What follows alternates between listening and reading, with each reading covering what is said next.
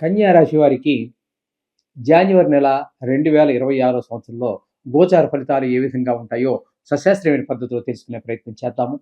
ఇక్కడ ఈ కన్యా రాశి వారికి చతుర్థ స్థానంలో శుక్రుడు, రవి, కుజ, బుధ ఈ 4 గ్రహాలు సంచారం చేస్తూ ఉన్నాయి. అది సగం రోజులు మాత్రం. వాటి షెడ్యూల్ అయిపోయిన తర్వాత అవి వీటికి కూడా సంక్రమణ. ఒక రాశి నుంచి మరొక రాశికి సహజ సిద్ధంగా అంటే అతిచారం కానీ, వక్రం కానీ, స్తంభన కానీ లేకుండా మారే వాటిని అన్నింటినీ కూడా అన్ని గ్రహాలకి సంక్రమణం అనొచ్చు.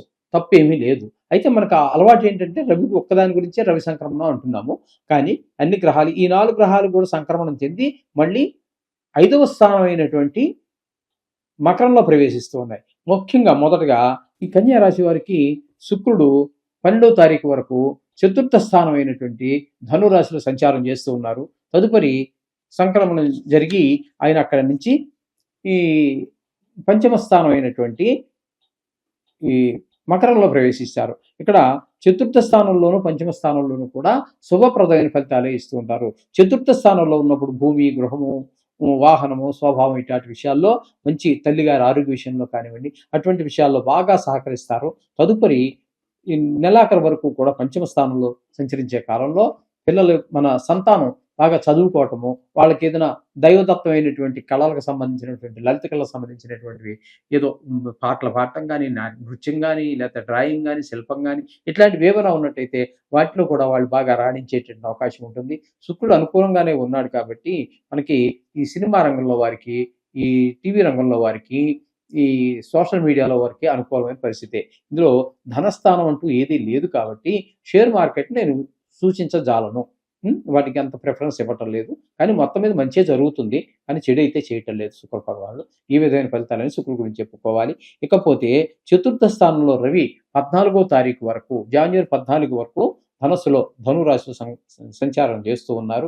తదుపరి అక్కడ నుండి బయలుదేరి ఆయన సంక్రమణం చెంది మకర సంక్రమణం అయ్యి మకర రాశిలో ప్రవేశిస్తూ ఉన్నారు. ఈ 4వ స్థానంలో కానీ 5వ స్థానంలో కానీ రవి యొక్క ప్రభావం ఈ కన్యా రాశి వారికి శుభప్రదమైనటువంటి ఫలితాలు అయితే ఇవ్వజాలడు. 4వ స్థానం అయినటువంటి ధనుసులో ఉన్నప్పుడు తల్లిగారి ఆరోగ్య విషయంలో కానీ, విద్య విషయాల్లో, భూమి, గృహము, వాహనాలు ఇత్యాది విషయాల్లో కొంచెం దుష్ప్రభావాలే చూపిస్తూ ఉంటాయి. కాబట్టి ఇవి షేర్ మార్కెట్లో ఉన్న వారికి అనుకూలమైన కాలం కాదు ఈ 14వ తారీఖు వరకు. తదుపరి 5వ స్థానంలో సంచారం చేసేటప్పుడు కూడా అది చెడు మన సంతానం మీద, ఈ రాశి వారి యొక్క సంతానం మీద, కన్యా రాశి వారి యొక్క సంతానం మీద దుష్ప్రభావం చూపిస్తుంది. వారు కొంచెం గాయాలు తగిలించుకోవటము, మాటల్లో ఎక్కువ పాల్గొవటము, తద్వారా చదువులో కొంచెం వెనకబడటము ఇట్లాంటి విషయాలు కొంచెం వయసుని బట్టి ఇంటర్మీడియట్ టు 10th క్లాస్ వాళ్ళ ఎవరికి వచ్చాక చెడు స్నేహాలు చేయటం లాంటి పరిస్థితులు కూడా ఏర్పడే అవకాశం ఉన్నాయి రవిగ్రహ సంచారం వలన. ఇకపోతే కుజగ్రహ సంచారం కూడా చతుర్థ స్థానంలో 15వ తారీఖు వరకు ఉన్నది. ఆ చతుర్థ స్థానంలో కుజగ్రహం ఏమాత్రమో అనుకూలమైనటువంటి ఫలితములను ఇవ్వజాలదు. మనకున్నటువంటి భూమి, గృహ, వాహన, స్వభావం ఇట్లాంటి విషయాల్లో కొంచెం ఇబ్బందులు చేస్తుంది. తదుపరి నెలాఖరు వరకు 5వ స్థానంలో అక్కడ కూడా మన సంతానాన్ని చదువు విషయంలోను, ఆటల విషయంలోను, గాయాల విషయంలోను, చెడు స్నేహాల విషయాల్లోనూ ఇబ్బంది పెట్టేటటువంటి పరిస్థితి ఉంటుంది. కుజుడు పూర్తిగా ప్రతికూలుడు, రవి పూర్తిగా ప్రతికూలుడు, శుక్రుడు పర్వాలేదు అనుకోండి. కానీ ఇక బుధుడి దగ్గరగా మనకు వచ్చినట్టయితే 17వ తారీఖు వరకు 4వ స్థానంలో సంచారం చేస్తున్నారు.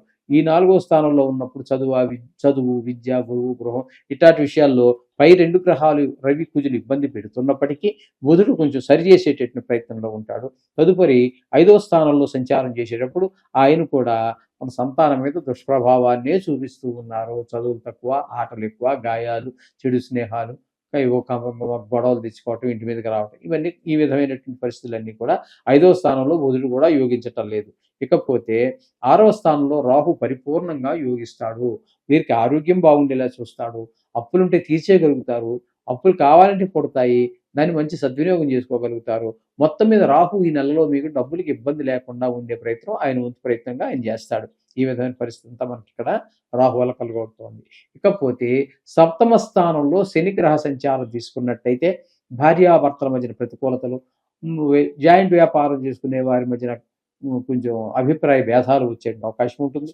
అభిప్రాయ భేదాలు ఎవరి మధ్యన వచ్చినా, భార్యాభర్తల మధ్యన వచ్చినా, లేదా జాయింట్ వ్యాపారస్తుల మధ్యన వచ్చినా, ఎవరి మధ్యన ఈ రెండు సంబంధం లేకుండా మిగతా వాళ్ళ మధ్యన వచ్చిన అభిప్రాయ భేదాలు అక్కడ అది మంచిది కాదు. అది శుభ ఫలితమును ఎవ్వరికీ ఎప్పుడు ఎక్కడా ఇవ్వజాలదు.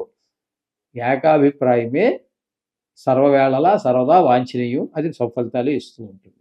ఇది గమనించుకోవాలి. ఇకపోతే గురువు యొక్క సంచారం తీసుకున్నట్లయితే దశమ స్థానంలో సంచారం గురువు యొక్కది వ్యాపారపరమైన వృత్తిపరమైన అనేక రకాలైనటువంటి ఇబ్బందులు చికాకులు కలిగిస్తూ ఉంటాడు గురువు.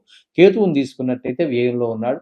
దీని ద్వారా ధన వ్యయము, ధన నష్టము, అనేక రకాలైనటువంటి అన్ని ఇబ్బందులు కలగజేస్తూ ఉంటాడు. మొత్తంగా మనం చెప్పుకోవాలి కన్యా రాశి వారికి అన్నట్టయితే పూర్తిగా ఉపయోగపడేటటువంటి గ్రహాలు రెండు. ఇలాగా శుక్రుడు ఒకడు, రాహు ఒకడు. బుధుడు మాత్రం ఒక 15 రోజులు అనుకూలమైన ఫలితాలు ఇస్తున్నాడు. 2 గ్రహాలు పూర్తిగాను, ఒక గ్రహం. మొత్తంగా చెప్పాలి అన్నట్టయితే కొంచెం వీరికి కూడా కొంచెం కష్టకాలంగానే మనం చెప్పుకోవాలి. ఏమైనప్పటికీ దీనికి కంగారు పడవలసినటువంటి పని అయితే లేదు. ఇది కేవలము రాశిగతమైన ఫలితాలు. ఇది మీకు ఒక్కరికే సంబంధం కాదు. ప్రపంచవ్యాప్తంగా తీసుకుంటే సుమారుగా 70 కోట్ల మందికి సంబంధించి వస్తుంది. మీ వ్యక్తిగత జాతకమే మీకు ముఖ్యము.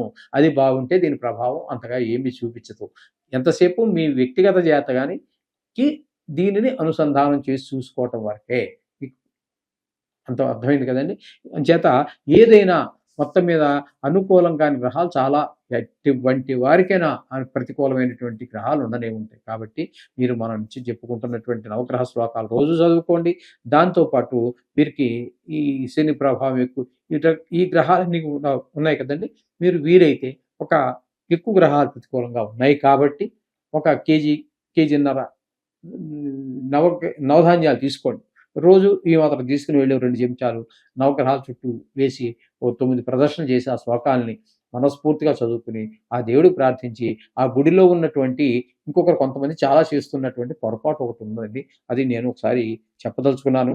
నా అభిప్రాయం ఏంటంటే నవగ్రహాలు తిరిగిన తర్వాత కాళ్ళు కడుక్కుని మళ్ళీ గుళ్ళో కడుక్కుని దేవుడి దగ్గరికి దర్శనానికి వెళ్తున్నారు చాలా మంది. అది మరి ఎవరు చెప్పారైతే మనకు తెలియదు. కానీ అది మాత్రం తప్పు. ఎందుకంటే నవగ్రహాలంటే దేవుళ్ళు, అంటరాని వారు కాదండి. అంత అంటరాని వాడు అయితే అక్కడికి వెళ్ళి పూజ చేయటం ఎందుకు? పూజ చేసావు, చేసిన తర్వాత మళ్ళీ కాళ్ళు కడుక్కున్నట్టయితే నవగ్రహాలని నువ్వు అవమానపరిచినట్టే. అందుచేత కాళ్ళు కడుక్కోవటం, ఇంటికి వెళ్ళి స్నానం చేయటం, ఆ బట్టలను చాకలోడుకో మంగళోడుకో ఇచ్చేయటం, ఇటువంటి పనులు మాత్రం చేయమాకండి దయచేసి. మీరు గుళ్ళో దేవుడు ఎంత ప్రధానమో నవగ్రహాలు కూడా అంతే ప్రధానం. నవగ్రహ రూపేణ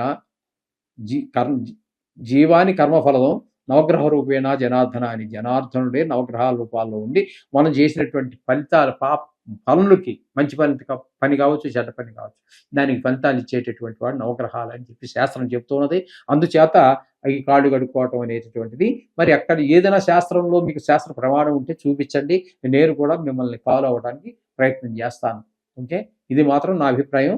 అలాగే నాకు మా పెద్దలు నాకు చెప్పినటువంటి విషయం కూడా మీకు చెప్తున్నాను. అందుచేత నవగ్రహాలు తిరిగిన తర్వాత కాళ్ళు కడుక్కోవటం, బట్టలు ఇప్పేయటం అనేది మీరు జపమే చేయండి, చుట్టండి, ఏది చేసినా కాళ్ళు కడుక్కుని మళ్ళీ దర్శనానికి వెళ్తున్నాను అన్నట్టయితే నవగ్రహాలకి మనం పుణ్యం రాకపోగా పాపాన్ని మనం.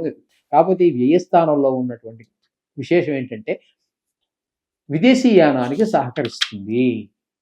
విదేశీయానం అంటే విదేశాలకు వెళ్ళి చదువుకోవటమో, స్థిరపడటమో, వృత్తి కోసం వెళ్ళే వాళ్ళకి సహకరిస్తుంది. నిజానికి అది ఈ కాలంలో మనం అది ఒక శుభప్రదంగా భావిస్తున్నాం. కానీ పూర్వకాలంలో అది ఒక పనిష్మెంటు, దేశ బహిష్కరణ అని ఒక పనిష్మెంట్ లాగా, ఒక శిక్ష లాంటిది అనమాట అండి.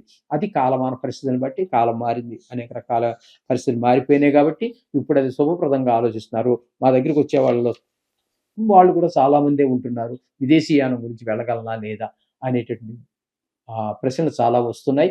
ఇంచుమించుగా చెప్పాలి అన్నట్టే అయితే నెలలో కనీసం 10 కేసులైనా వస్తూనే ఉన్నాయండి ఈ మధ్యకాలంలో. ఇంకోటి ఏంటంటే ఈ మధ్యకాలంలో మరీ ఈ 5-6 నెలలుగా ఈ ట్రంప్ గారు వచ్చిన దగ్గర నుంచి మా వాడు అక్కడ క్షేమంగా ఉంటాడా, మళ్ళీ ఇండియా వచ్చేస్తాడా, ఏంటంటే అక్కడ పరిస్థితి, ఈ పరిస్థితులన్నీ ఎందుకంటే అక్కడ దేశ రాజకీయ పరిస్థితులు బట్టి మారుతూ ఉంటాయి. ఇవన్నీ కూడా ఏదైనా జాతకంలో తెలుస్తూనే ఉంటాయి, ఇబ్బందులు ఉన్నాయా లేదా అనే విషయం. అంచేత ఈ విదేశీయానం అనేటటువంటిది ఒక రకంగా చెప్పాలంటే శిక్ష ఒక కాలం నాడు. అర్థమైంది కదండి. ఏం చేసినప్పటికీ కూడా మీరు ప్రతి నిత్యము నవగ్రహాల యొక్క శ్లోకాలు చదువుకోండి. శుభం.